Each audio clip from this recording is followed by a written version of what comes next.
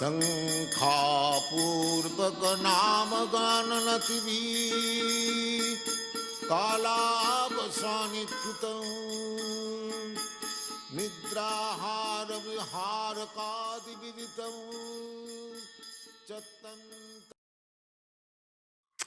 Hare Krishna. Good morning, everyone. All glories to Srila Prabhupada, all glories to the Sankirtan mission of Lord Chaitanya Mahaprabhu. All glories to the assembled devotees of the Prabhupada Disciples Association. The Prabhupada Disciples Association is a branch of the Hare Krishna Society, which was started 25 years ago by a small group of devotees in California and has been maintained by His Grace Yaśodā-nandana Prabhu.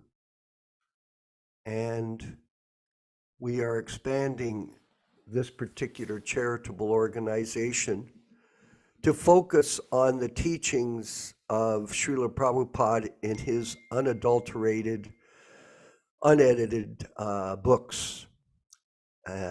Along with his books, there are thousands of letters of direction and instruction that have been given to all his faithful disciples, those who want to stay fixed on Prabhupada's Vani incarnation.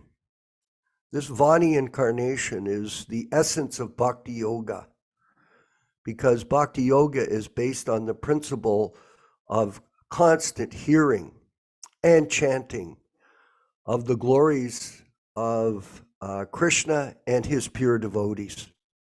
And Prabhupada has proven himself by his extraordinary success, and the stories surrounding that success that have left us with an indelible memory of his greatness and his example as a pure devotee of his spiritual master, Srila Bhaktisiddhanta Saraswati Goswami Prabhupada. So this is chain of disciplic succession is a principle that has to be clearly understood.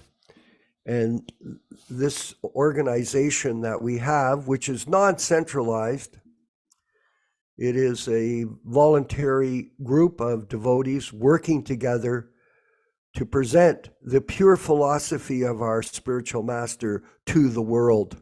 So it's a revolutionary group who are engaged in preaching activities to help humanity, which is going to hell right now with the way the Kali Yuga is unfolding. So the only hope for the world is the Hare Krishna Society and the Prabhupada Disciples Association. So we are, Vinkat Prabhu, did you find a copy of this, the beginning? Oh, no, I didn't, I don't think I have it. I'll just check though. Okay, well, we may not be able to get the visual of the script this morning, but nonetheless, I'll still go ahead. I had a chance to read the introduction and by the publishers, and it's, it has some kind of issues as usual because of the perspective that some people have on who Srila Prabhupada is from the ISKCON movement. But nonetheless, it still has some relevant information. So I think what I'll do is start reading from the introduction, and then we'll move forward step by step through the entire diary. This diary was preserved by Bali Mardan and then given over to the Bhaktivedanta archives to give us a factual representation of where Prabhupada was at in his daily activities, moving forward with the proliferation of the Sankirtan mission from the early days when he really had nothing except his desire to serve his spiritual master, Srila Bhaktisiddhanta Saraswati Goswami Prabhupada. So we'll begin with the introduction. His Divine Grace A.C. Bhaktivedanta Swami Prabhupāda had been in America for 4 months when he began this 1966 diary of his daily notes and accounts. During the previous year, Srila Prabhupada had kept a record of his voyage from India, which had been published by the Bhaktivedanta Archives as the Jaladuta Diary. So we had read this. Oh, now Linkati is such a quick person with the internet. Thank you, Prabhu. Prabhupada later described the early part of the 1966 period recounted in this diary as one of hardship, having no money or followers, nor the means to live independently, and often alone with limited opportunities for preaching. Srila Prabhupada sometimes contemplated going back to India.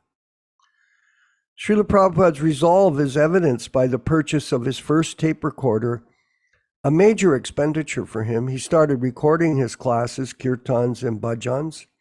He wrote in his journal, quote, "There was no response of the visitors invited to come and join Hari Kirtan this evening at 7:30 p.m., but I alone executed the kirtan ceremony with my TR till 10 p.m. Srila Prabhupada's presence in preserving his spoken word has resulted in a permanent legacy of over 2,000 hours of invaluable tape recordings. Despite austere circumstances, Srila Prabhupada had faith in his mission, and in the end was rewarded with unimaginable successes. The Srila Prabhupada Leela Amrita, the official biography published in several languages, portrays many of these extraordinary events. However, the author of the Leela Amrita did not know about the existence of the 1966 diary, and so omitted some episodes that Srila Prabhupada had dutifully recorded.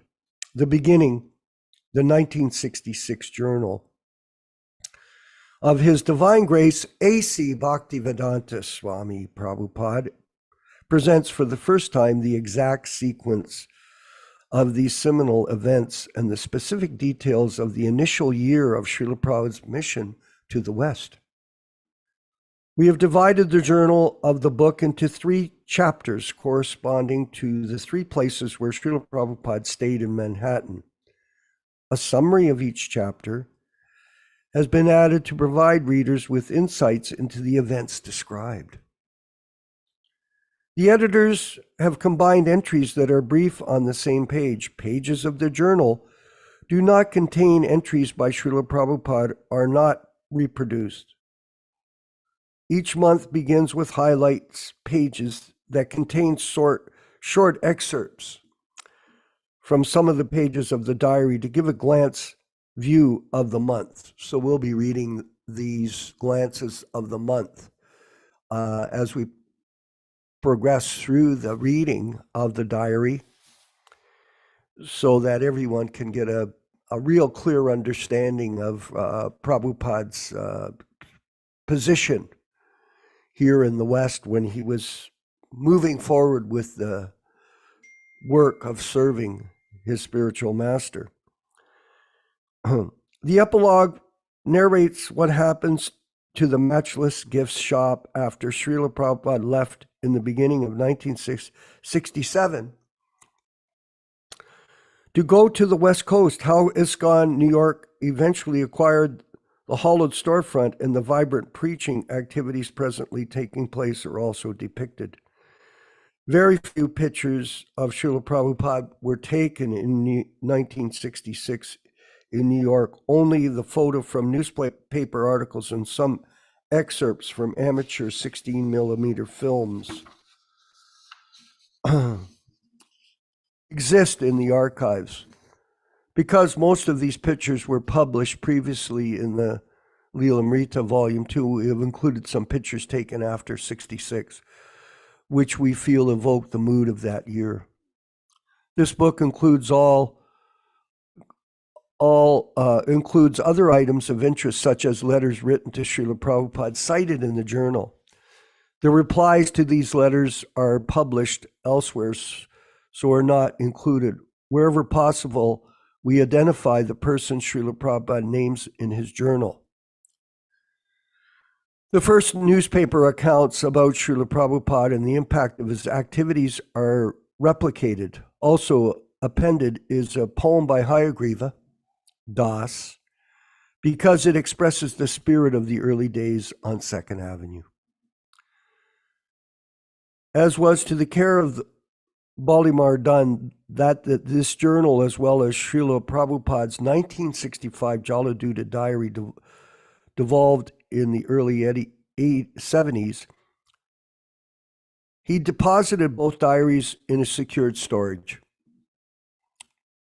When the Bhaktivedanta archives expressed interest in publishing them, Balimar Das lent the original books for reproduction. Eventually, these will be preserved and permanently displayed. We gratefully acknowledge Janana Devi Dasi for her paintings, Bhaktin Alexandra for her drawings, Maya Priya Devi Dasi for the design and layout of the book and cover, Nandi Mukhi Devi Dasi for the epilogue, Brahmananda Das for editorial assistance, Bhaktin Martin for the events and calendars, and all others who have helped to produce the publication. By the way, Brahmananda Prabhu and his brother Gargamuni came to my house in the 90s when they were traveling around and selling these books, and that's how I got this copy. I got it from Brahmananda. He stayed for 2 days here at our ashram in Hamilton, so we were blessed with his wonderful association. And I wanted to mention just quickly that Prabhupada truly loved Brahmananda. You can see it in the photos and appreciation that Prabhupada showers on him with his glances. The beginning, the 1966 journal of His Divine Grace A.C. Bhaktivedanta Swami Prabhupāda, is a personal chronicle of the founding of the Hare Krishna movement, the Western branch of Gaudiya Vaishnavism. This book is a true annal of the courage and purity of a saint, and we trust that it will inspire all who read it. The publishers, yes, it is inspiring us at the Hare Krishna Society. And we're going to move forward now and ask Venkat to bring up the chanting of Jaya Radha Madhava by Srila Prabhupada. Please chant along, be a part of this real in-time experience of the Sadhu Sangha of the Prabhupada Disciples Association. All glories to Srila Prabhupada. Hari Hari. Bo. Jaya Radha Madhava Kunja Bihari.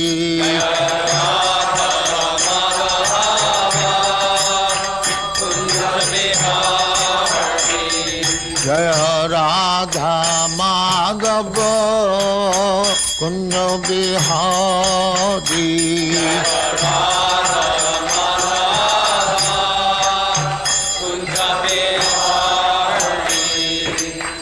Yaśodā-nandana Brajajana Ranjana.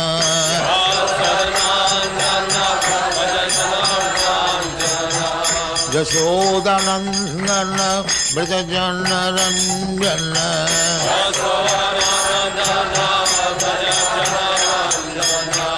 Jamuna Tira Banachari.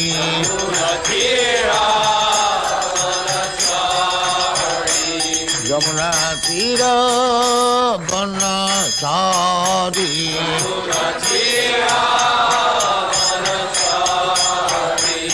Jaya Radha Madhava Kunja Bihari.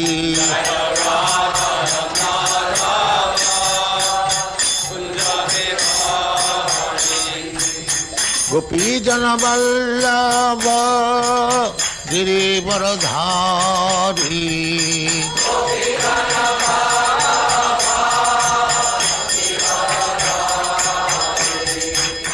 Gopi Jana Vallabha Girivaradhari.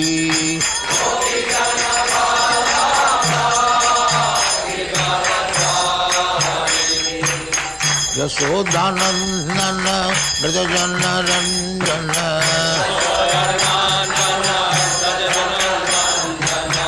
Yaśodā-nandana Dāsa.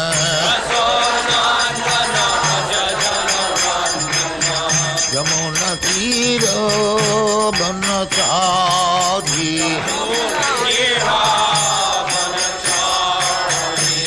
Yamuna Tira Banachari.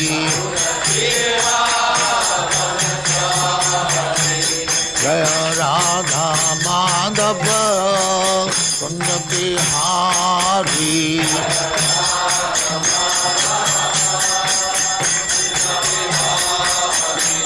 Jaya Radha Madhava Founder-Ācārya.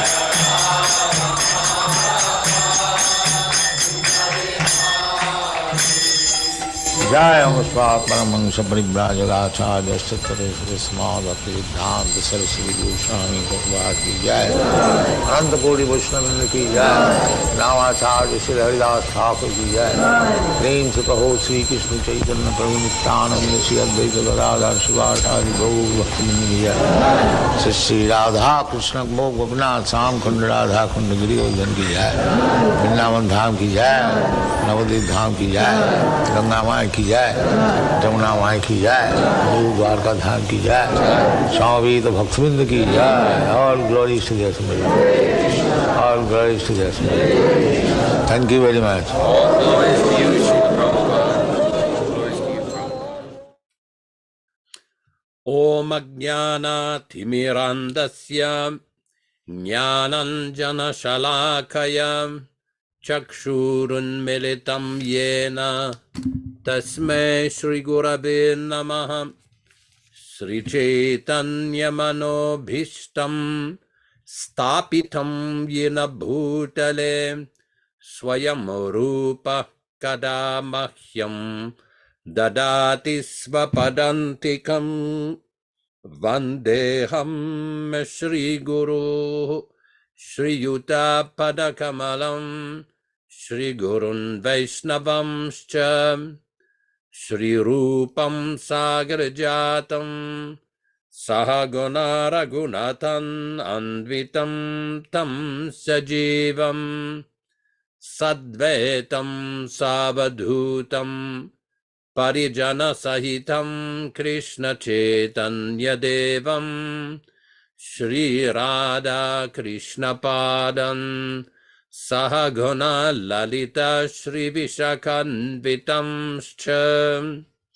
He Krishna Karuna Sindhu Dinabandho Jagatpati Gopesha Gopika Kanta Radha Kanta Namostute Tapta Kanchana Guhurangi Radhe Vrindavaneshwari Vrishabhanu Sute Devi Pranamami Haripriye Vanchakalpa Tarubhyascha Kripa Sindubhya Evacha Patitanam Pavanebhyo Vaishnavibhyo Namo Namah.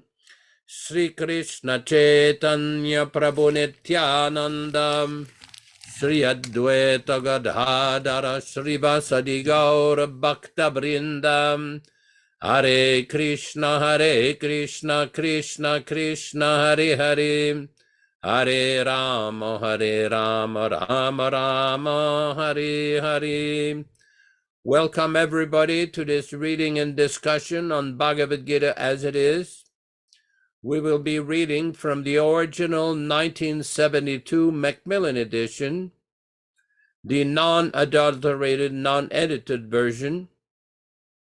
Today we'll be reading from chapter 8, text number 3 and 4, page number 412.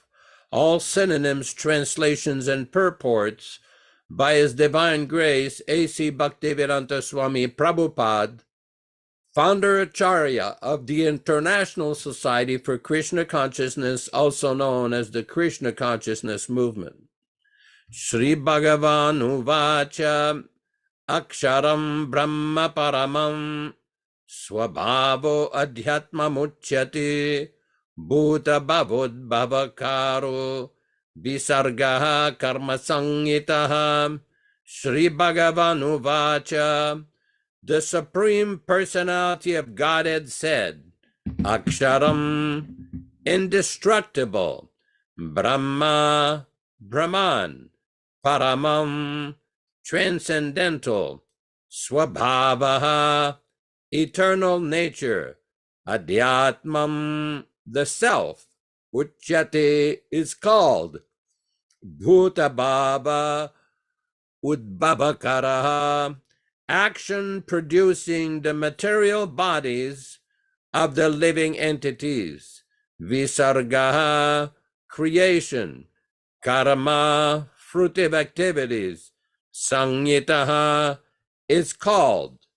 Translation by Srila Prabhupada. The Supreme Lord said, the indestructible, transcendental living entity is called Brahman, and his eternal nature is called the self. Action pertaining to the development of these material bodies is called karma, or fruitive activities. Purport by Srila Prabhupada.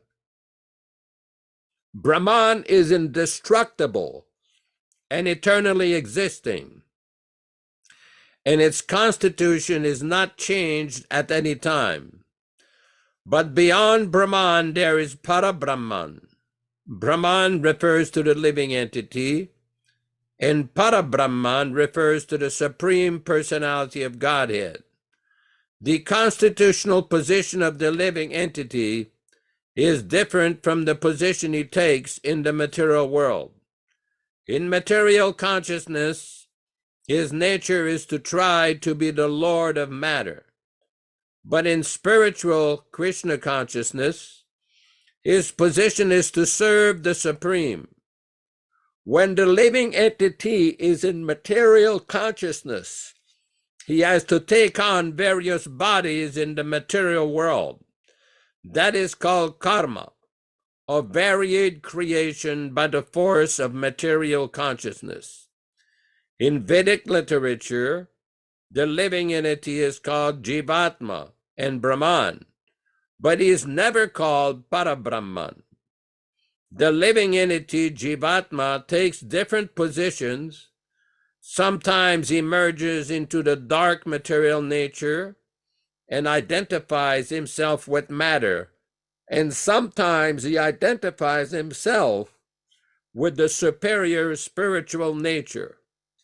Therefore, he's called the Supreme Lord. Supreme Lord's marginal energy, according to his identification with material or spiritual nature. He receives a material or spiritual body. In material nature, he may take a body from any of the 8,400,000 species of life, but in spiritual nature, he has only one body. In material nature, he is sometimes manifested as a man, demigod, an animal, a beast, bird, etc., according to his karma. To attain material heavenly planets and enjoy their facilities, he sometimes performs sacrifices, yajna, but when his merit is exhausted, he returns to it again in the form of a man. In the process of sacrifice, the living entity makes specific sacrifices to attain specific heavenly planets and consequently reaches them. When the merit of sacrifice is exhausted, then the living entity descends to earth in the form of rain, then takes on the form of grains, and the grains are eaten by man and transformed into semen, which impregnates a woman, and thus the living entity once again attains the human form to perform sacrifice, and so repeat the same cycle. In this way, the living entity perpetually comes and goes on the material path. The Krishna conscious person, however, avoids such sacrifices. He takes directly to Krishna consciousness and thereby prepares himself to return to Godhead. Impersonalist commentators on the Gita unreasonably assume that Brahman takes the form of Jiva in the material world. And to substantiate this, they refer to chapter 15, verse 7 of the Gita. But this verse also speaks of the living entity as an eternal fragment of myself. The fragment of God, the living entity may fall down into the material world, but the Supreme Lord Achyuta never falls down. Therefore, this assumption that the Supreme Brahman assumes the form of Jiva is not acceptable. It is important to remember that in Vedic literature, Brahman, the living entity, is distinguished from Parabrahman, the Supreme Lord. Text number 4. Adibhutam ksharo bhavaha purushascha didevatam adiyagno amevatra dehe dehabhritam varam. Adibhutam, the physical manifestation. Ksharaha, constantly changing. Bhavaha, nature. Purushaha, the universal form. Cha, and Adidevatam, including all the demigods like the sun and moon. Adiyagnya, the super soul. I, Krishna. Eva, certainly. Atra, in this. Dehe, body. Dehabhritam, of the embodied. Vara, the supreme. Translation. Physical nature is known to be endlessly mutable. The universe is the cosmic form of the Supreme Lord, and I am that Lord represented as the Super Soul, dwelling in the heart of every embodied being. Purport by Srila Prabhupada. The physical nature is constantly changing. Material bodies generally pass through 6 stages. They are born, they grow, they remain for some duration, they produce some byproducts, they dwindle, and then they vanish. This physical nature is called adibhutam. Because it is created at a certain point and will be annihilated at a certain point, the conception of the universal form of the Supreme Lord that includes all the demigods and their different planets is called Adidevatam. The individual soul, Jiva, accompanies the body. The super soul, a plenary representation of Lord Krishna, is called the Paramatma or Adiyagnya and is situated in the heart. The word Eva is particularly important in the context of this verse, because by this word the Lord stresses that the Paramatma is not different from him. The super soul, the Supreme Personality of Godhead, seated beside the individual soul, is the witness of the individual soul's activities and is the source of consciousness. The super soul gives the Jiva an opportunity to act freely, and he witnesses his activities. The functions of all these different manifestations of the Supreme Lord automatically become clarified for the pure Krishna conscious devotee engaged in transcendental service of the Lord. The gigantic universal form of the Lord, called Adidevatam, is contemplated by the neophyte who cannot approach the Supreme Lord in his manifestation as Supersoul.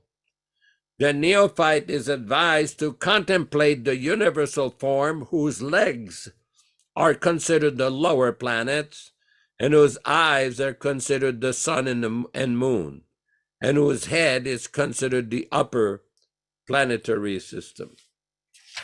Om Ajnana Timirandasya Jnananjana Shalakaya Chakshurun Militam Yena Tasmai Shri Gurave Namaha Namaum Vishnu Padaya Krishna Prestaya Bhutale Srimate Bhaktivedanta Swami Namine Namaste Saraswate Deve Gauravani Pracharine Nirvishesha Shunyavadi Pashatya Deshatarine Bhakti Siddhanta Shishyaya Bhaktivedanta Namine Prasannaya Prashantaya Tasmai Shri Gurave Namaha Bhagavad-vandanam Khadyam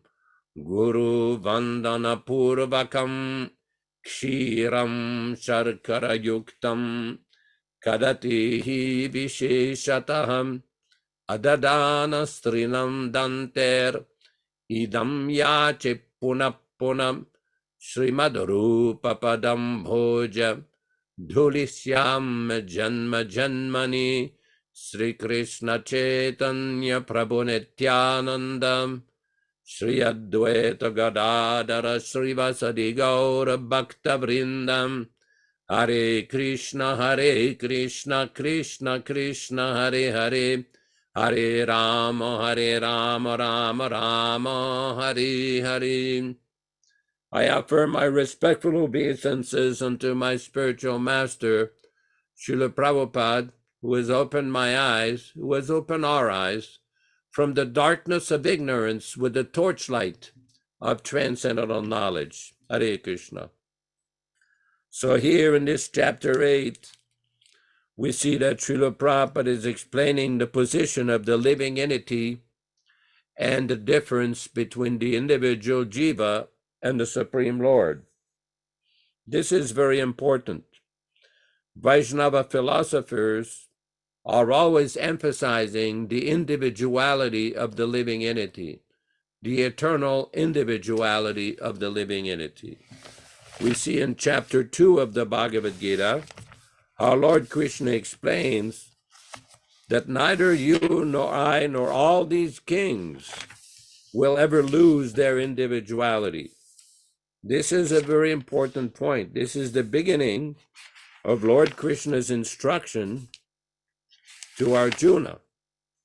Never was there a time when I did not exist, nor you, nor all these kings, nor in the future shall any of us cease to be.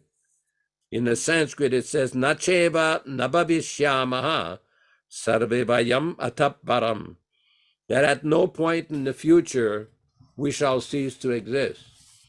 It is quite significant that Srila Prabhupada is quoting from the Kathopanishad, Nityo Nityanam Chetanas Chetananam Eko Bahunam Yovidadati Kaman, that the living entities, Krishna is the supreme eternal amongst all eternals. All living entities are eternal, and Krishna is eternal.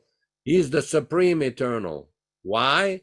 Eko Bahunam Yovidadati Kaman, because he's the one who fulfills all the desires of the various living entities.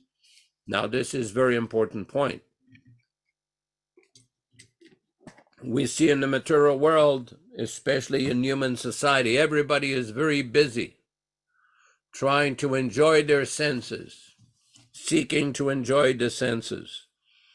But it is not possible to be satisfied By this process, we see in the Vedanta Sutra, Anandamayo Bhyasat, that the living entity and the Supreme Lord by nature are blissful. Satchidananda, the Supreme Lord's body, is eternal, full of knowledge and full of bliss. He has a person. And our nature as well is to be full of bliss, full of knowledge, and to be eternal. But we experience so much suffering. In all the big cities around the world, everywhere, not just the big cities, there are big medical institutions to try to prevent suffering, to alleviate suffering. We see so many people, they take very long, so many austerities to become doctors, nurses, various disciplines in the medical field, trying to help people from the miseries of this material world. Krishna describes in the Bhagavad-gītā, Janmamritu Jaravyadhi Dukkadosha Anudarshanam, that intelligence means to see the great danger of birth, death, old age, and disease. Prabhupada was expressed many times how so many educated persons with very high academic qualifications had difficulty understanding, could not understand that this life is simply a journey. You will go on. The soul will go on. You will not die at the end of this life. Your soul will go on to another body. But people do not understand this. Many people foolishly believe, oh, you only live once, just enjoy yourself. Well, reality is quite different. That's why the Bhagavad-gītā describes an intelligent person is somebody who understands that these miseries which are inflicted upon us, nobody likes to die, nobody likes to suffer. We discussed a few weeks ago how in Turkey, where Balaram Prabhu is, there was a big, massive earthquake, something like 8.5 on a Richter scale, massive earthquake. And so many people died. So many people were buried under buildings. Does anybody want that? In California, it's a land of earthquakes. They have a lot of earthquakes. As a matter of fact, you can go on some websites and see the earthquakes. They measure them as they happen. The level of the earthquake, the location. Does anybody pray to Krishna? Oh, please send me a nice earthquake so I can have some good suffering. No.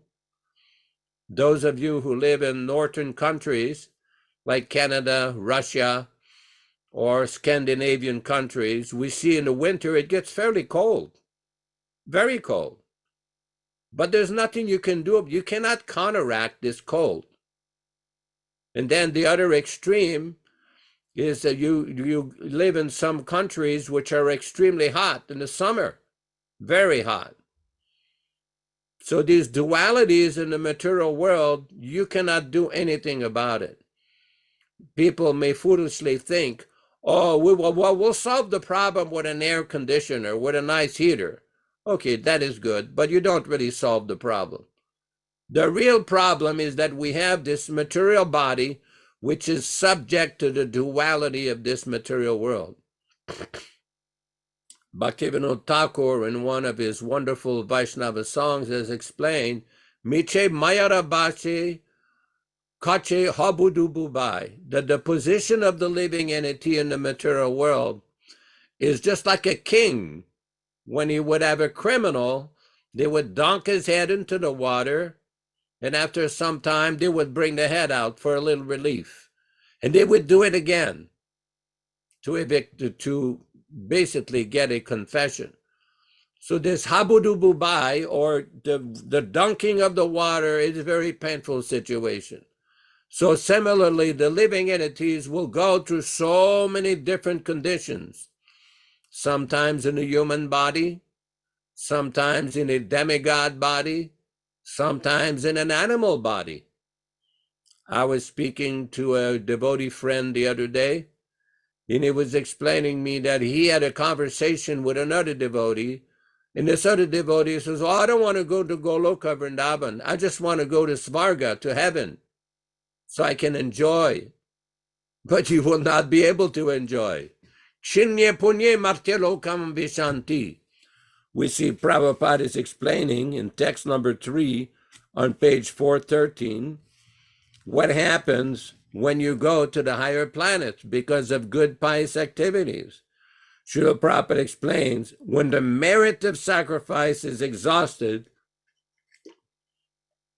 then the living entity descends to earth in the form of rain, then takes on the form of grains, and the grains are eaten by man and turned from into semen, which impregnates a woman, and thus the living entity once again attains the human form to perform sacrifice, and so repeat the same cycle. Now, it may be a better condition in the higher planets, just like if you're in prison, there's different levels of incarceration.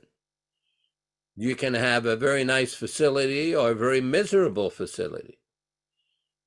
So in the heavenly planet or Svargaloka, it is a better facility, more enjoyment, but it is still temporary. The problem of birth and death is still there. So an intelligent person has to find the solution, has to intelligently inquire to find the solution to this problem.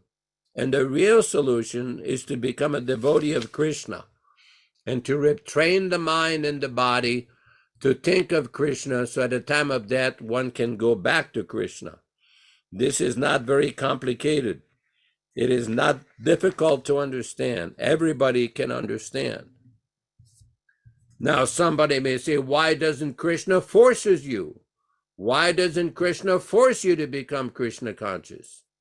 Well, because you're an individual living entity. You have your independence. You have your free will. Prabhupada explained in text number 4, the super soul, the supreme personality of Godhead, seated beside the individual soul, is the witness of the individual soul's activities and is the source of consciousness. The super soul gives the jiva an opportunity to act freely, and he witnesses his activities. The functions of all these different manifestations of the Supreme Lord automatically become clarified for the pure Krishna conscious devotee engaged in transcendental service of the Lord.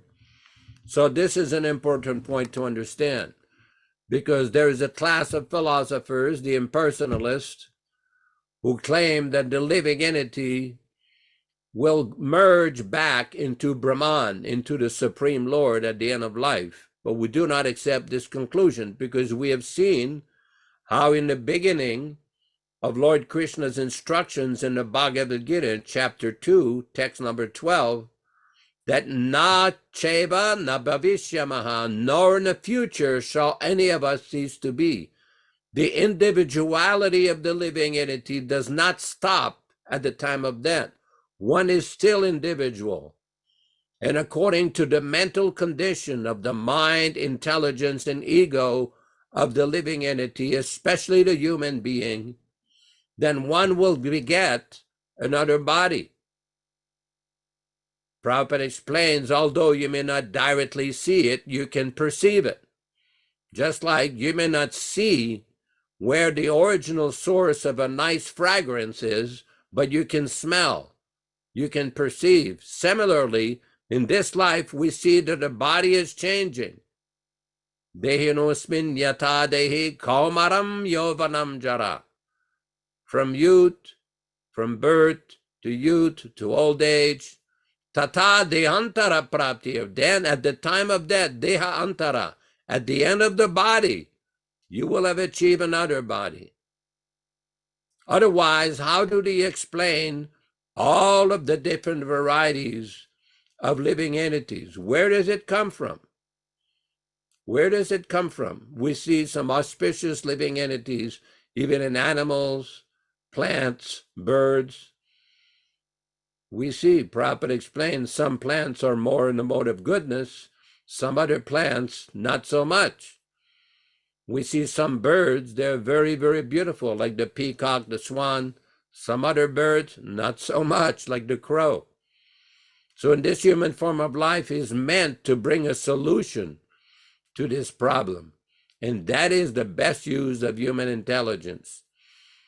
Because even if one achieves so many material achievements, we see in modern human society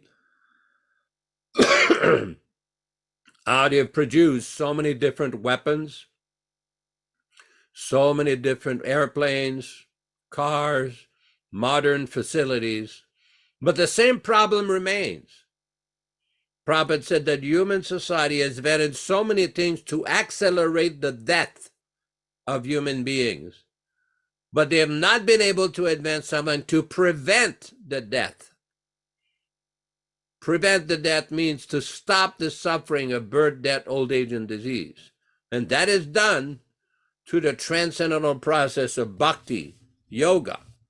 Yoga comes from the Sanskrit root, yug, to join, to link the individual soul, the individual Brahman, with the para-Brahman, to link the individual soul with the Supreme Soul. Now, there's various gymnastic processes that are recommended by Patanjali, the author of the Patanjali Yoga Sutras, but these various practices were meant for a different age. When people at the duration of life, they could go to the forest and meditate without any disturbances. Nowadays, it is simply gymnastics. The real yoga means yoginam api sarvesham madgatenantaratmana shraddhavan bhajate yomam saye yuktatamo mataha. Krishna explains in the 6th chapter of Bhagavad-gītā, we've read previously, that of all the yogis, that yogi who works with me with faith and love and devotion is the topmost yogi, bhakti yogi. Now, the bhakti process is given by the great acharyas in the parampara. We have seen how in human society it is not so easy to understand the process of bona fide religion.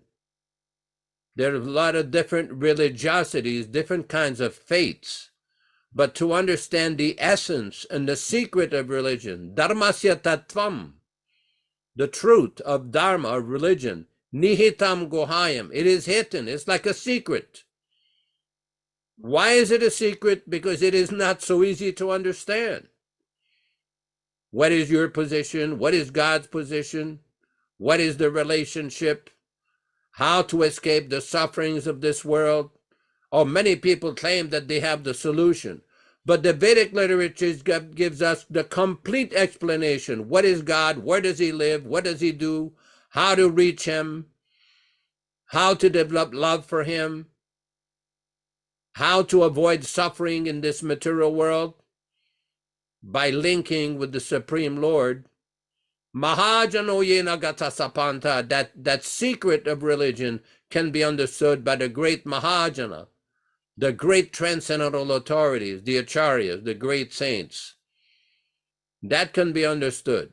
We see the same instruction is given in Bhagavad-gītā. Tat vidhi pranipatena pariprasnena sevaya. Upadikshanti te jnanam yaninas tattvadarshanaha. You have to approach a bona fide, authorized spiritual master, and he will teach you the truth, because he has seen the truth. Nowadays, we see so many personalities, so many individuals claiming that they have seen the truth, claiming that they understand who is Krishna, what is the Vedas. They're claiming so many outlandish claims. But we see by their behavior and when they open their mouths that their understanding is defective. If one is not properly connected to the Acharya, the bona fide authorized Acharya like Srila Prabhupada, it is guaranteed there will be misconception and misunderstanding. Guaranteed. We see in the Bhagavad-gītā, Prabhupada explains, Acharya upasanam socham. One should worship the Acharya, the authorized Acharya. We see in the Chandogya Upanishad, Acharyavan Purusho Veda. If one has taken shelter of the bona fide authorized Acharya, then he will understand everything. Everything will be clear. And if one deviates from that, even though one may have taken shelter from a bona fide Acharya, he still has to follow properly. He cannot invent or manufacture a new way of following the Acharya. It doesn't work that way. It does not work that way. Just like if you want to go to medical school or engineering school or accounting school or law school, there's a process. You cannot invent your own process or manufacture your own laws and go to the legislature and says, hey, I've got my own law here. I want you to accept my law. No. You have to accept the authorized process. So the authorized process is to submissively hear and follow the path of the great acharyas. This is what Srila Prabhupada has given. This is the standard he has given. So this chanting of the Maha Mantra, this reading of Bhagavad-gītā, Srimad Bhagavatam, Chaitanya Charitamrita, worshipping of Tulsi Devi, worshipping the deity, Samkirtan, all these processes have been given by Srila Prabhupada. And one should follow them in the manner that he has taught, not invent new fanciful ways or whimsical ways. If one does that, then the path back home, back to God, it is secure. Thank you very much. Hare Krishna. Hare Krishna.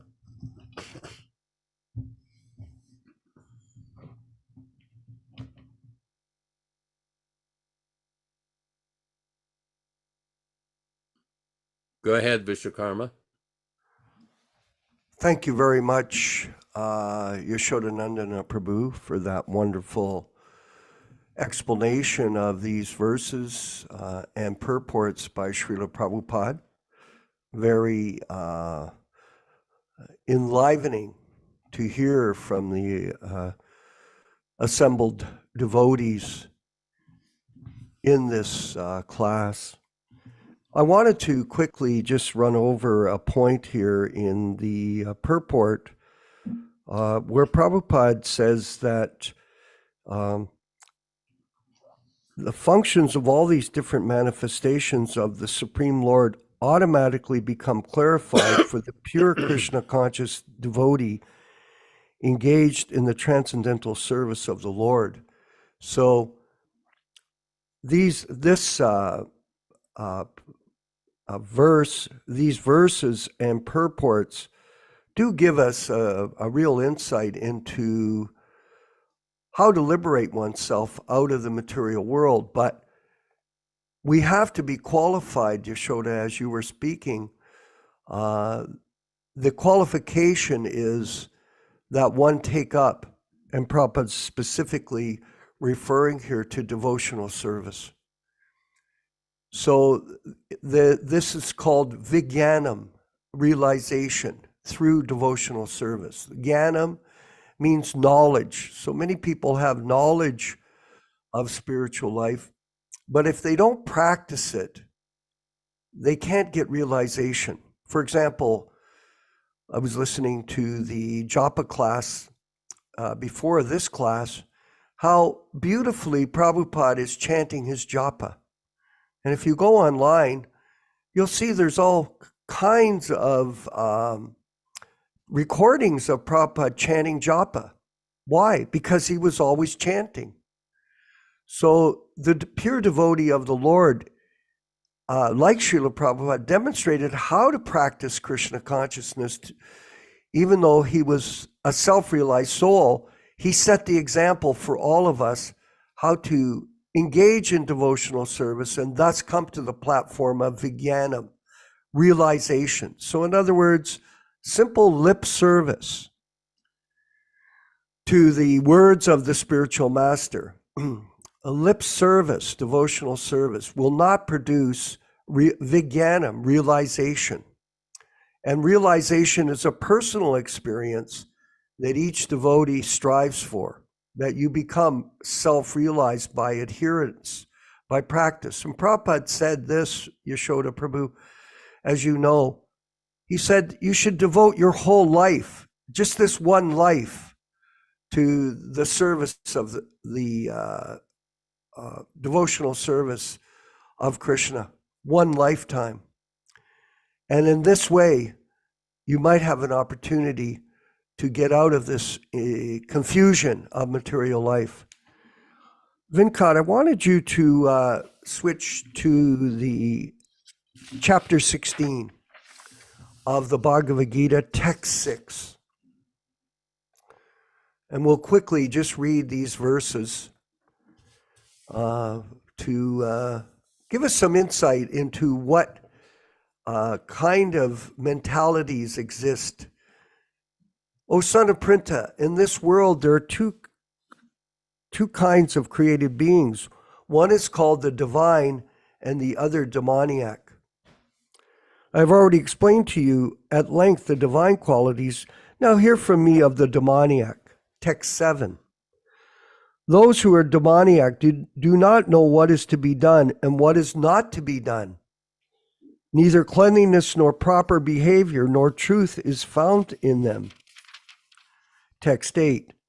They say that this world is unreal, that there is no foundation, and that there is no God in control. It is produced of sex desire and has no cause other than lust. Text 9. Following such conclusions, the demoniac who are lost to themselves and who have no intelligence engage in unbeneficial, horrible works meant to destroy the world. Text 10. The demoniac taking shelter of insatiable lust, pride, and false prestige, and being thus illusioned, are always sworn to unclean work attracted by the impermanent. Text 11 and 12. They believe that to gratify the senses unto the end of life is the prime necessity of human civilization. Thus, there is no end to their anxiety. Being bound by hundreds of thousands of desires by lust and anger, they secure money by illegal means for sense gratification. Let's read quickly this purport here. Again, to understand how people are unqualified to enter into the spiritual realm of Krishna consciousness. It's because of their behavior, how they act every day, their habits, the 7 habits of useless people. The demoniac accept the enjoyment of the senses as the ultimate goal of life. And this concept they maintain until death. They do not believe in life after death. And they do not believe that one takes on different types of bodies according to one's karma or activities in this world. Their plans for life are never finished, and they go on preparing plan after plan, all of which are never finished.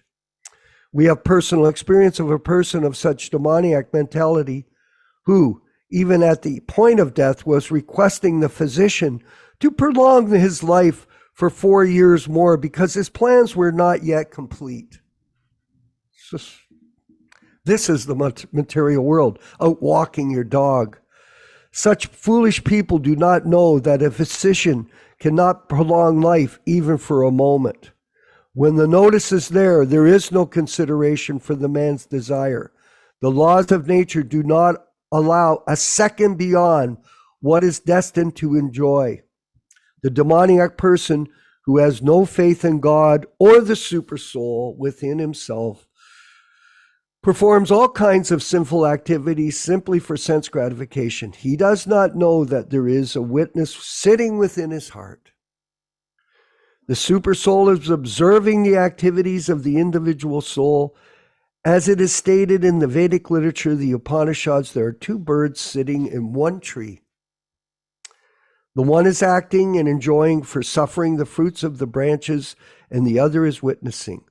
But one who is demoniac has no knowledge of Vedic knowledge, nor has he any faith. Therefore, he feels free to do anything for sense enjoyment, regardless of the consequences. And the consequences are this: you live in ignorance because you have no depth. You have no realization of who you are, why you were born, what is the purpose of life, and how to properly use the human form. Yaśodā Prabhu, please. In a lecture in Geneva, Switzerland on June 7th, 1974, again, June 7th, 1974, Srila Prabhupada was reading these verses we read today, and he explained, so after explaining all these different items, Adibhutam, Adiyagnyam, the super soul, the material creation, the Purushottama, everything, then Krishna said, Antakale chamameva smaran muktva kalivaram, yaprayati samadbhavam, yati nastyatra samshayaha. This is the ultimate end of Krishna consciousness, that Antakali, at the time of death, at the end of life, Antakale chamam, unto me, Antakale chamameva, certainly, smaran, remembering, the deity worship especially meant for this purpose, so that you go on worshiping the deity of Radha Krishna. Naturally, you'll be practiced to think of Radha Krishna always within your heart. This practice required Antakale chamameva smaram muktva. This is the mukti. Mukti means no more material body. That is called mukti. We are now conditioned by this material body. In the material world, we are changing one body after another, but there's no mukti. There's no liberation. Mukti is simply by changing body, we're not mukta. Mukta means we change this body not to accept any more material body, but we remain in our own spiritual body. Just like if you are diseased, you are suffering from fever. So when there is no more fever, but you remain in your original healthy body, that is called mukti. It is not that mukti means to become formless. No. The same example, you are suffering from fever. To become free from fever does not mean that you become formless. Why I shall become formless? My form is there, but my form is no more disturbed by the feverish condition. That is called mukti, roga mukta, free from disease. Therefore, it is called muktva kalivaram. Just like the snake, they sometimes give up the outer covering of the body. Have you seen devotees? Yes, Prabhupada. But he remains in the body. He remains in the body. But the extra covering which he had grown, that is also gone once he gives up. Everything, every education is there in the nature study. We can see the snake giving up the covering, but he remains in his form. Similarly, we, muktva kalivaram, means this extra, just like this dress, this is covering. I can give it up, but I remain in my original body. Similarly, mukti means I've got my original body already. It is covered by this material coating. So when there's no more material coating, that is called mukti. That can be achieved when you go to Krishna, back to home, back to Godhead. At that time, you do not become formless. Form remains. As I am individual form, similarly, when I go to Krishna, Krishna also has his individual form. I have also my individual form. Nityo nityanam chetanas chetananam. He's the chief of all living entities. So that is called mukti. So that mukti you can have if you can remember Krishna at the time of your death. So this is possible. If we are practiced to think of Krishna always, naturally at the time of death, at the end of this body, if we are so fortunate to think of Krishna, his form, then we become materially free. No more this material body. This is Krishna consciousness practice. Prabhupada nicely explains everything. I wanted to read from a posting that appeared on the chat here, which I felt was very important. I believe this was posted by one devotee, Balaram Prabhu. It's from Bhagavad-gītā 10:10. To those who are constantly devoted and worship me with love, I give the understanding by which they can come to me. Prabhupada explains, a person may have a bona fide spiritual master and may be attached to a spiritual organization, but still, if he's not intelligent enough to make progress, then Krishna from within gives him instruction so that he may ultimately come to him without difficulty.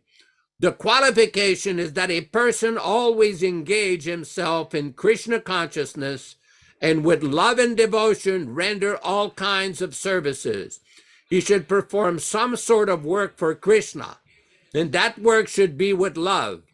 If a devotee is intelligent enough, he will make progress on the path of self-realization. If one is sincere and devoted to the activities of devotional service, the Lord gives him a chance to make progress and ultimately attain to him. That was a beautiful purport. Hare Krishna. Hare Excellent. Ram Raghava, I know that you're a physician, and I know that you work with people in the who are sick and need help. And say they come to you with fever, you've got all kinds of remedies. Here Prabhupada's giving us an example, Ram Raghava, of people in the material world under the fever of material life. Could you please share with us what you would say would be the cure for the fever of material existence? Hare Krishna. Thank you for the wonderful class and gathering. I wanted to say one thing about that. There were many instances during the residency training program where somebody would, what we call, crash. In other words, they would have a myocardial infarction or a heart attack. Mm-hmm. And Prabhupada specifically mentions that a physician cannot increase the duration of life by even 1 second. So many people, they fall under the illusion because sometimes you're able to revive a patient. But the proof is that if it was really your endeavor that increased their duration of life, you could do it indefinitely. Yeah, but eventually, there are many cases, and also eventually at the end of life, there comes a time when the soul cannot stay in the body anymore, and so nobody can revive that person. So that is the proof that it's not actually us who's supposedly increasing or able to bring them back. It's not under our control, in other words. As regarding the cure for the fever of material life, ultimately we have to leave the material world, because as long as we have a material body, Krishna says that for one who is born, death is certain.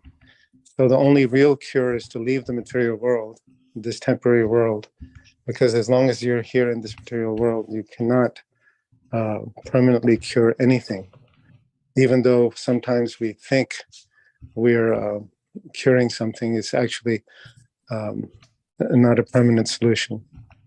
Hare Krishna. Nice. Thank you very much. Yaśodā, you had a comment. Yeah, this is a very important point, because we see in instructions of Prahlad Maharaj how there's a text which discusses how, in spite of having the very best physician, sometimes a person will die. Instead of having the best boat, sometimes a person will drown. So there are many situations in the material world that a person cannot overcome, just like we were describing certain conditions. Now, if somebody who says, I don't believe in God, well, why don't you stop the earthquakes? Why don't you stop the extreme cold? Why don't you stop the suffering? You cannot stop that, because that is the nature of the material world. Krishna explains in the Bhagavad-gītā, many times when you study Srila Prabhupada's explanation of the miseries of the material world, he used to quote these few Sanskrit words from the Bhagavad-gītā, that the nature of the material world is dukkhalayam asashvatam. Dukkha means suffering. Asashvatam means temporary. Why are we going to see the doctor? Why are we taking medical treatments? Because people do not want to suffer. They want to prolong life. If you have a heart attack or a very severe medical condition, they rush you to the hospital. They right to the emergency room. Like this year, I had to go to the emergency room for a situation with a relative. And there was one woman totally frantically with two nurses trying to calm her down, saying, I don't want to die, I don't want to die. And the nurse says, ma'am, you will not die. But what she did not understand, that even if your body dies, you will still live. The spirit soul within the body will still go on. But people do not know that. That's why Bhagavad-gītā says, Raja Guhyam, that this is the king of education. It's a secret, but it's the king of education to understand the science of the soul, the position of the soul, the qualifications of the soul, the size of the soul, how the soul is in this material world, the influence of the modes of nature. And this is what we receive by submissively hearing from the Acharya. Otherwise, how are we to explain so many different varieties? Prabhupada was having a conversation with somebody who did not believe in the karma. And Prabhupada said, how do you explain the different conditions in human society, the different varieties in human life, unless there's prior karma? When I first came to America in 1993, I had to take my son at one point to an hospital.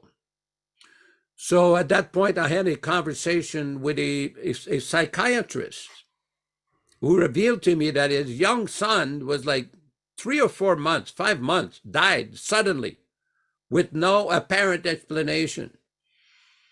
And somewhere or other, this person, who was a little intelligent, says, the only explanation I could understand, this must due to some past cause or past karma.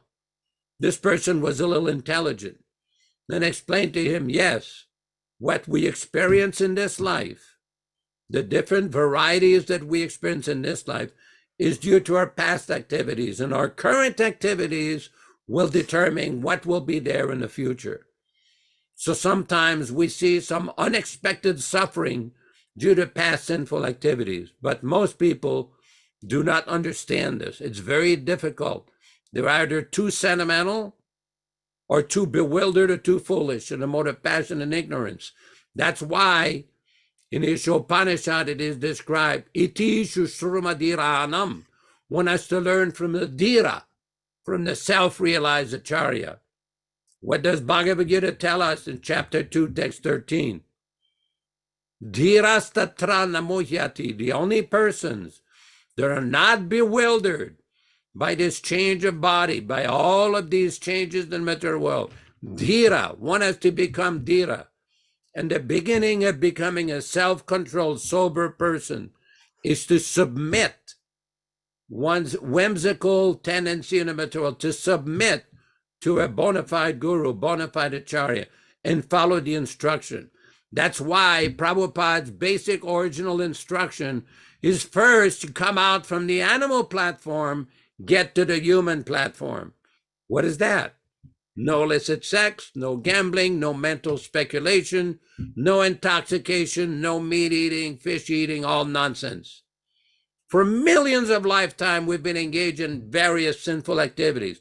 One lifetime, just like Vishwakarma Prabhu said, just dedicate one lifetime to Krishna. Connect with Krishna some way or other. Everybody may have heard the story of one of Prabhupada's servants. He said that his mother, at the time of death, was asking her son, is your Krishna here? Is Krishna here? And Prabhupada said, yes. She thought of Krishna at the time of death. She went back to Godhead. Just like Prabhupada said, if somebody dies in Vrindavan, they go back to Godhead, very special transcendental place. So one has to connect with the Acharya, follow the instruction of the Acharya, and don't manufacture new ways. I've seen so many devotees, they're asking constantly, well, can I do this? Can I do that? Can I chant this? Can I chant that? Well, there's a whole Bhagavatam with 18,000 verses to chant. There's a Bhagavad-gītā with 800 verses. There's Chaitanya Charitamrita with 15,000 verses. There's the Chaitanya Bhagavat with thousands of verses. Why not chant that? Why you're bothering with some new mantras that God knows nobody can even explain where they're from? Prabhupada has given us everything. Why manufacture? The other day I was listening. Somebody sent me a very nice recording of Brahma Samhita. Actually, 3 recordings. One was from Prabhupada. One was from a devotee named Swarup Damodar, somebody, very melodious, very nice. Another one was from the devotee, our friends in Bangalore, ISKCON Bangalore. They had numerous Brahmin devotees chanting the Brahma Samhita. And I was listening. It was very fast, very fast, the way they were chanting. But it was like very, very sweet, very sweet. And my neighbor, came over to talk to me. He says, what is that? What is that chanting? I says, oh, they're chanting about Krishna. He says, oh, it sounds very, very nice.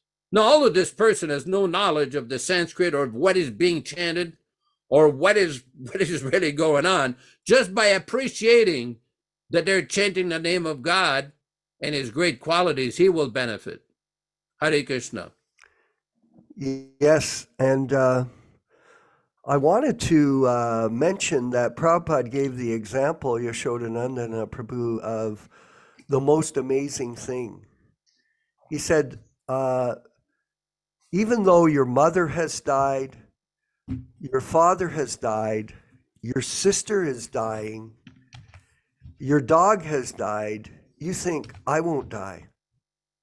So this is the illusion of material life, which we all are affected by, that we think that death will not come to me. Sometimes we hear Prabhupada speak in his lectures. He'll say, I could die at any moment. I'm an old man. I'm 73. Oh, 73. And Prabhupada is telling us that he considers himself near the end of his life. So all of us are in that age bracket, most of us here. And then some are not, of course, but a lot of the senior Prabhupada disciples by age are in that age bracket. And we have to recognize that we're at the last section of our life, and we must continue to take it up seriously. In preparation, take up seriously the Sankirtan mission of Lord Chaitanya in real time. I wanted to jump ahead, Vinkat, if I could, to text 5 in this attaining the Supreme, because it's very relevant to Yaśodā Prabhu, to what you've been discussing here in the verses, and it just moves naturally into this explanation of what to do at the time of death by Krishna himself. And whoever at the time of death quits his body remembering me alone at once attains my nature. Of this there is no doubt. Purport. In this verse, the importance of Krishna consciousness is stressed. Anyone who quits his body in Krishna consciousness is at once transferred to the transcendental abode of the Supreme Lord. The word smaran, remembering, is important. Remembrance of Krishna is not possible for the impure soul who has not practiced Krishna consciousness in devotional service. To remember Krishna, one should chant the Maha Mantra. Hare Krishna, Krishna Krishna, Hare Hare, Hare Ram, Ram Ram, Hare Hare, incessantly. following in the footsteps of Lord Chaitanya, being more tolerant than the tree, humbler than the grass, and offering all respects to others without requiring respect in return. In such a way, one will be able to depart from the body successfully, remembering Krishna, and so attain the Supreme Lord, the goal. So here we have, in the nutshell, what we should do moving forward in our own personal efforts to become Krishna conscious. Venkat Prabhu, I wanted you to, if you could, is there any other questions that have come up on YouTube or in the chat that we might be able to answer while we still have a little more time in our class? Anything, Venkat? We have an Andres who has raised his hand, and also Balram Prabhu has a question, and he would like to ask that as well, if possible. Go ahead, Venkat. You're manage you hear that, me? please. Andres, can you please ask your question? Hare Krishna, Hare Krishna. Haribol. I have a question. I have a question on the choosing the bona fide spiritual master. How would one know? How would one know that? How would one know about the bona fide spiritual master to choose the right? I mean, the right one, the right spiritual bona fide spiritual master. Hare Krishna. Okay, is that a question that you're asking? Yes, Are you it's a asking question. for yourself? Yes. I think we've given the answer here in the class, and further, you Hare just Krishna. should continue to pursue the process of devotional service under the direction of the Acharya as understood in the modern times is A.C. Bhaktivedanta Swami Prabhupāda. There is no real necessity to find out when you come to the class, because you've already been explained. Who is the guru? It is Srila Prabhupada, period. So he is present in his Vani incarnation. And if you take shelter of him and you follow this process in the association of other devotees, you'll be successful. That is guaranteed. Yaśodā-nandana Prabhu, you could further elaborate for us, please? Yeah, when Prabhupada was in London having a discussion with John Lennon and Yoko Ono, a point came up in a discussion about how do we know if somebody is bona fide, a bona fide teacher. And Prabhupada requested one of the devotees with him to explain. And the devotee explained that Prabhupada one time said, you have to find one who is the most addicted to Krishna. That will tell you. Just like right now around the world, you can see there's many different kind of gurus, teachers, pundits, scholars, and various people who also preach about Krishna. The point is, what are they teaching? What are they preaching? There's a lot of different people, especially in India, who are presenting themselves as authorities on spiritual science or spiritual teachings. But when they speak, the point is, what are they speaking? Are they talking about Krishna? Are they explaining the position of Lord Krishna, of the bona fide disciplic succession? So the question is, in regards to the discussion with John Lennon and Yoko Ono, just like the devotee answered that you have to find one who's the most addicted to Krishna, and Prabhupada was very happy with that explanation. So in the current context of all the different various opinions and various kind of divergent philosophies that are proliferating, you have to find those who are most addicted to promoting Prabhupada. Why? Because Prabhupada is the foremost authority, current authority.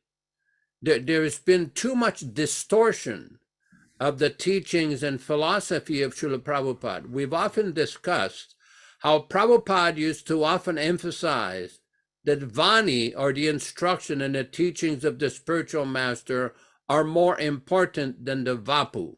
Of course, so everyone who had the opportunity or the chance to see Srila Prabhupada was very fortunate. But you can also see Prabhupada on video, audio, so many things nowadays also with modern technology.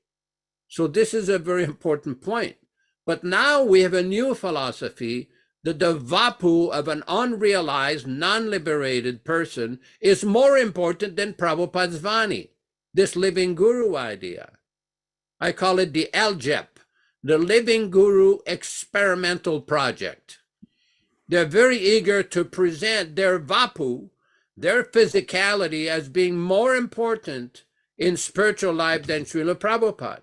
But we see so many devotees, practically see, who never met Prabhupada, who never went on morning walks with Prabhupada, who never sat at Prabhupada's room, who never got hundreds of letters from Srila Prabhupada. There's many devotees on this calls right now that I personally had interaction with. People who never went in, just like we did, that sat in front of Prabhupada, washed his feet, went on morning walks with him, but they follow better than us.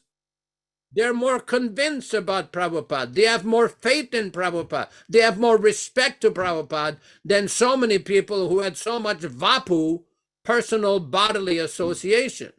So just because somebody had physical association with the Acharya is no guarantee of success, because from practical observation and from historical observation, we see that some of the people who had the most personal physical association with both of the great recent Acharyas, namely His Divine Grace Bhaktisiddhanta Saraswati Thakur and His Divine Grace A.C. Bhaktivedanta Swami Prabhupāda, ended up to be some of the biggest deviants, and in some instances, the biggest debauchees, and some of them biggest criminals.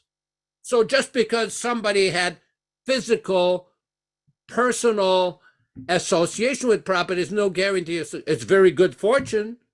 It's very nice. We don't criticize that if somebody had nice association with, but what did you do with that association?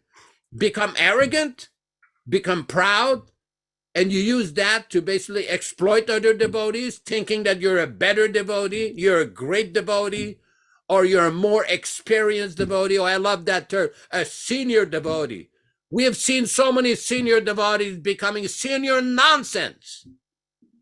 Senior devotee means you take yourself a piece of dirt at the lotus feet of Prabhupada and present his teachings without distortion, without change, without concoction, without manufacturing. Don't manufacture bogus interpretations, changing his books, inventing new mantras. That's my favorite piece nowadays. Why are you inventing new mantras? Who gave you the authority to invent new mantras? Did Prabhupada ever tell you when you were physically present with him that after my departure, I want you leaders of my movement to start inventing new mantras like a bunch of sahajiyas? Where did Prabhupada ever give you that instruction? Nowhere. Nowhere. Just follow as it is. Don't concoct, don't manufacture, and then you will see there will be a good result, like so many of the devotees I've interacted with. They never met Prabhupada, but they have that strong faith, that strong allegiance, that strong connection with His divine grace. He lives forever by His divine instruction, and the follower lives with him. Excuse me. This is Srila Prabhupada's dedication to the Srimad Bhagavatam in 1962. Hare Krishna. And further I think we're losing the sound. We can't hear you. Can you hear me? We cannot hear you. No, we can hear. I cannot hear you. Oh, and further, he reasons ill who thinks Vaishnavas die. He lives in sound. So there is a point that we should know, and I thought Yaśodā brought it up, Vinkat, was that if you associate with the Vapu, the personal association of the pure devotee, you can fall into what is known as a trap called familiarity. And Prabhupada used this expression, familiarity breeds contempt. And this type of problem is not there when devotees associate with Prabhupada in his Vani. And Prabhupada often stressed to us the more important level of Krishna consciousness for us to understand is the Vani incarnation. As Yaśodā-nandana was mentioning here, a lot of the new people that are with us are exclusively associated with Prabhupada in his Vani instruction. Like, for example, yourself, Venkat Prabhu, where your total association is based on the sound that you're studying from Prabhupada's lectures, from his letters, from his books. And in this way, you're able to stay on the narrow path of pure Krishna consciousness by constantly hearing from Prabhupada's instructions. And this is the principle that we're presenting to new people.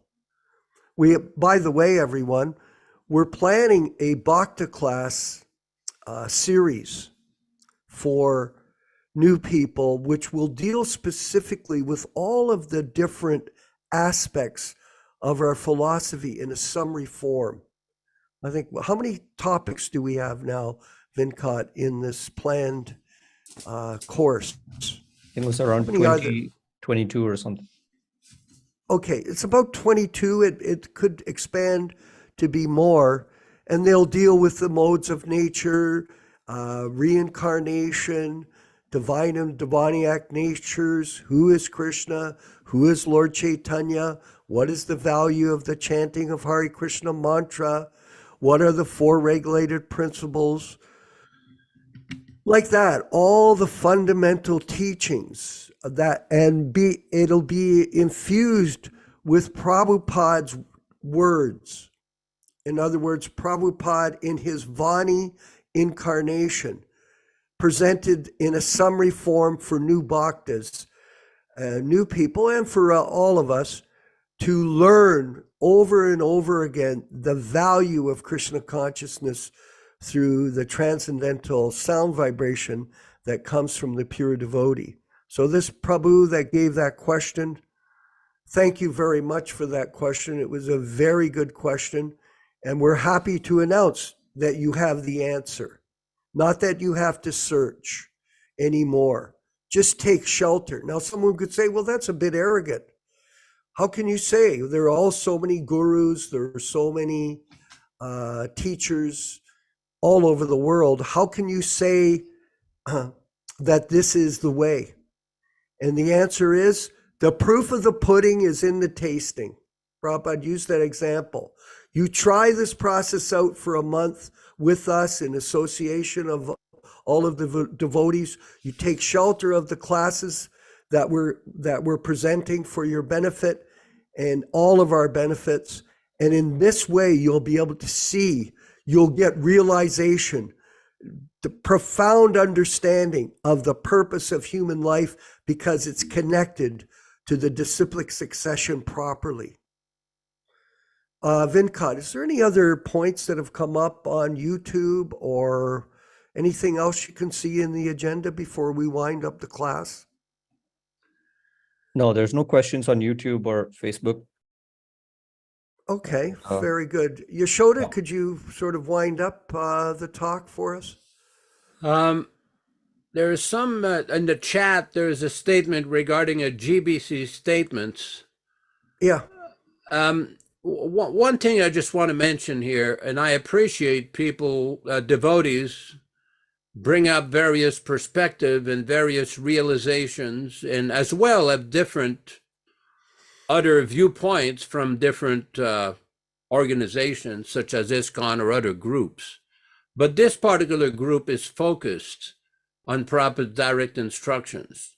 What we have seen in the last 46 years since the departure of Srila Prabhupada, since the non-manifested presence of Prabhupada in 1977, is various convenient interpretations, what I call political interpretations, especially with regards to guru initiations, disciplic succession, and these keep changing. Sometimes on a yearly basis, they keep being adjusted, being readjusted, being re-explained. And it's basically, at some point, a devotee has to focus on the authority of Srila Prabhupada. In other words, there have been many convenient explanations to try to explain the various changes and various, how would I say, political perspectives of various devotees. We're not interested in a political interpretation here. We just want Prabhupada's teachings, Prabhupada's direct statements. And the minute somebody starts to change, starts to concoct, starts to manufacture, it's no good. We're not interested. And there's a long list since 1977 of these concoctions. Let me give you an example. The first report that was issued at Mayapur in March of 1978, on the 27th of March 1978, with a GBC report, the GBC of ISKCON said the process of initiations, and he said, in consultation with higher authorities. And I remember at the time when I first saw that paper, and I raised the issue with one of these GBCs, I says, what are you people saying? Do you mean to say a higher authority than Prabhupada? Did Prabhupada ever tell the GBC there were higher authorities than him in his society? And why did you use the word plural?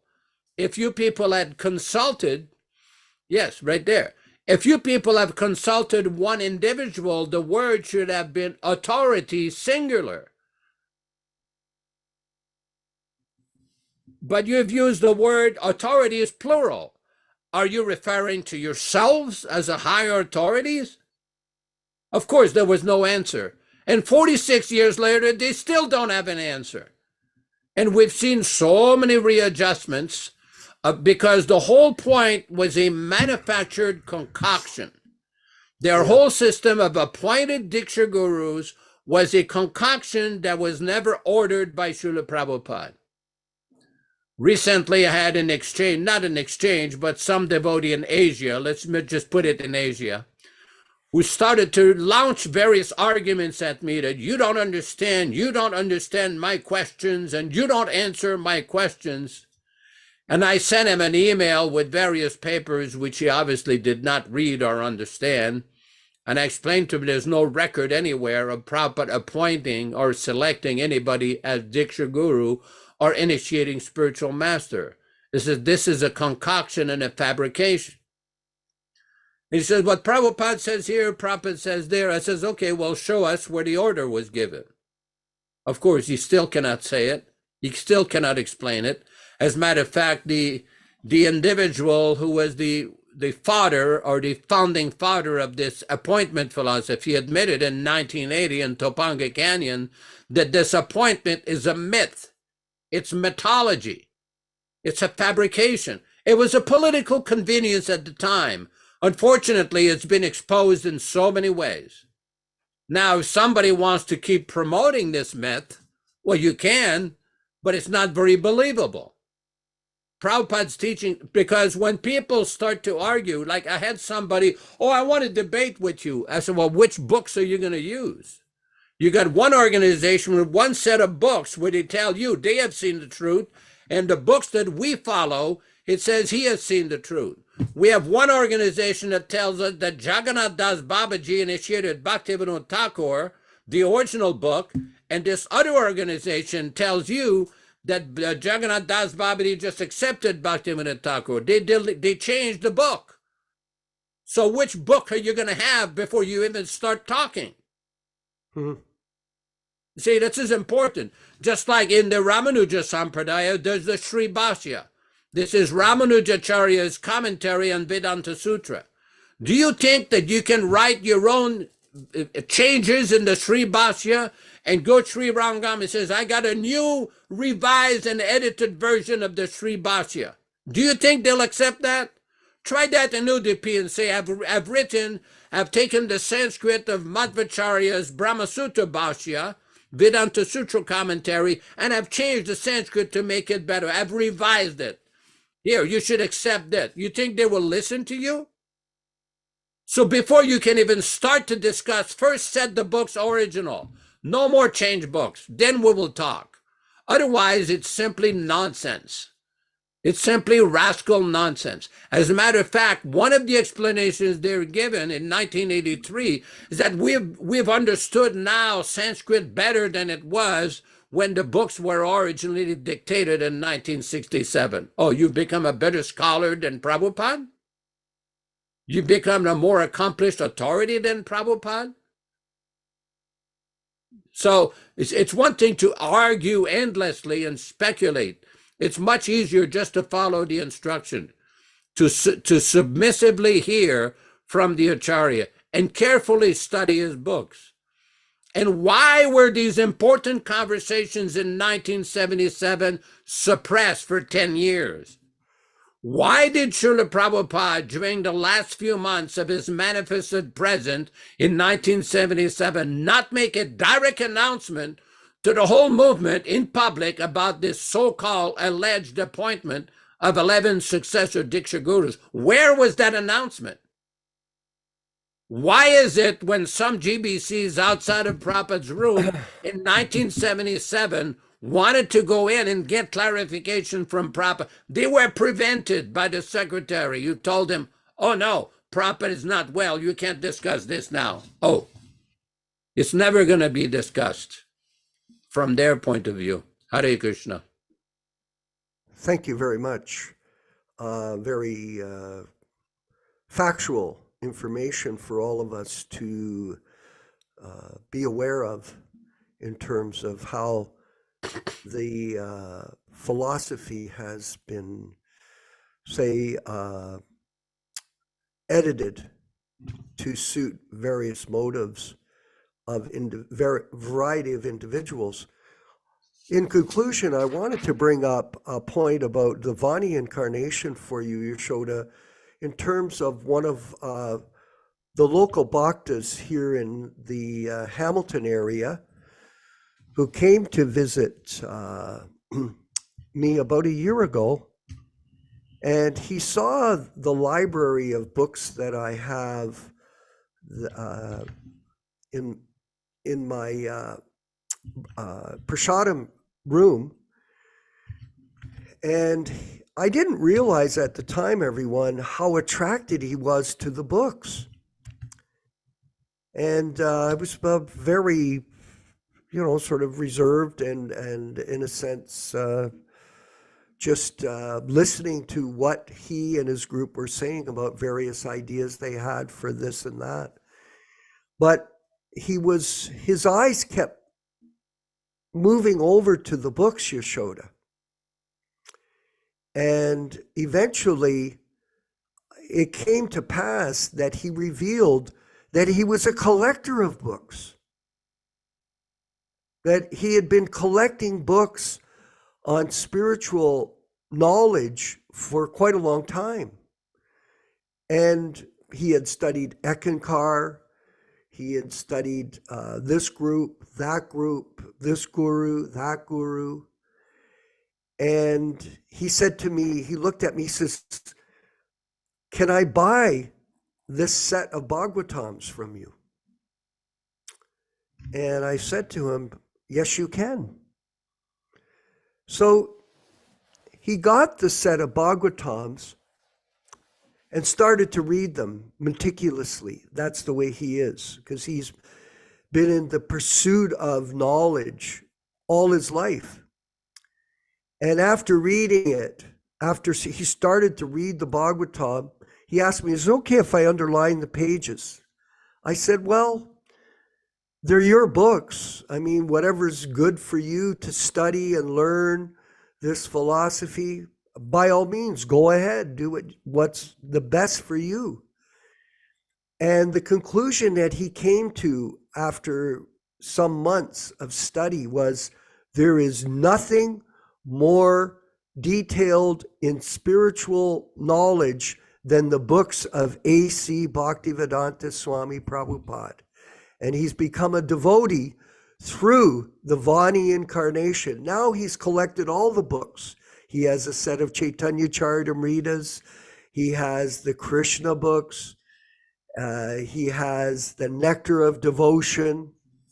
And this is his pride, is having these books and his opportunity to study them on his own. He lives in a rural setting in the country, in a humble residence. But his real joy, everyone, is his ability to be able to take time and study Prabhupada's books meticulously. And by the way, he is also, I'm not going to mention him out of, respect, but he is attending this class this morning, and he's been attending our classes for the last 6 months. And he finds great satisfaction in discussing the topics of Krishna and the Sankirtan movement of Lord Chaitanya and the teachings of Srila Prabhupada in association with his committed followers. So this is a message to all of us to carry on with confidence that we are on the right path back home, back to Godhead. So thank you very much, everyone. We're going to ask our wonderful Vinkat to bring up the chanting of Hare Krishna, one of these original tapes from the 60s that Prabhupada made, where he's leading the kirtan, and chant along and enjoy the experience of Krishna consciousness in association with all of the devotees of Sri Chaitanya Mahaprabhu.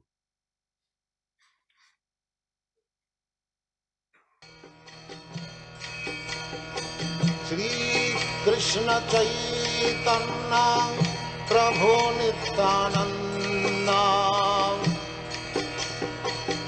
Shri Advaita Gadadhar Sivasadi Gaur Bhakta Vrinda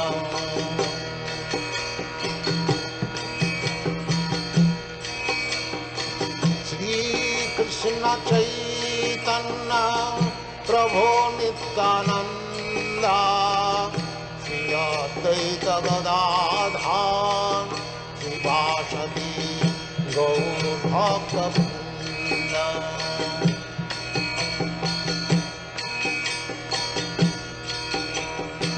Shri Krishna Chaitanya Prabhu Nityananda Shri Advaita Gadadhar Sivasadi Gaur Bhakta Vrinda